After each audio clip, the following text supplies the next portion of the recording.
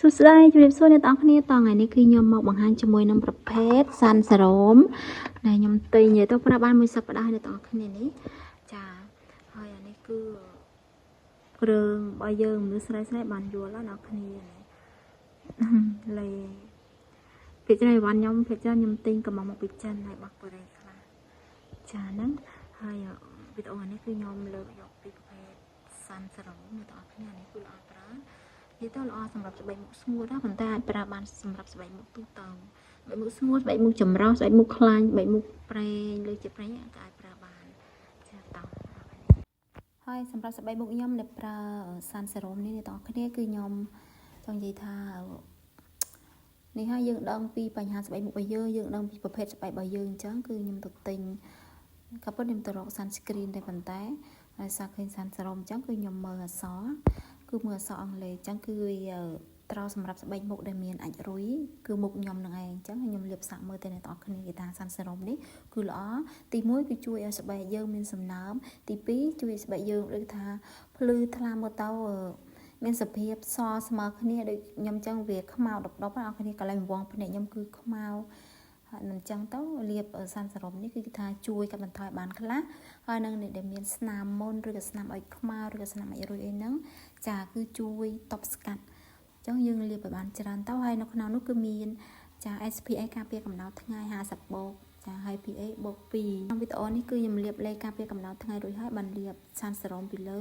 ហើយចំពោះសាច់វិញអ្នកនរគ្នាឃើញហើយគឺសាច់អត់មានជា tune up ឬក៏មានជាប្រភេទ CC ឬក៏មិនសាតំណប់ទេចាជាលេហើយនឹងសេរ៉ូមពេលយើងលាបទៅមានអារម្មណ៍ថាតិចស្បែកមុខមែនតើអ្នកនរគ្នាដូចមុខខ្ញុំយើងនៅធម្មតាអញ្ចឹងតែពេលយើងដាក់លេនឹងទៅមានអារម្មណ៍ថាតិចគឺស្រួលមែនតើហើយខ្ញុំបញ្ជាក់ណាខ្ញុំមិនមែនជាអ្នកលក់ទេហើយថតកាមេរ៉ាក៏មិនបាន edit ឲ្យមើលទៅឃើញរលោងអីទេខ្ញុំថតនឹងគឺថតកាមេរ៉ាស៊ីនតែម្ដងណាចារូបខ្ញុំមិនគឺអញ្ចឹងខ្ញុំបាន edit ឲ្យរលោងគឺដើម្បីលក់លេនឹងក៏អត់ទេអ្នកនរគ្នាខ្ញុំគ្រាន់តែចែករំលែកសម្រាប់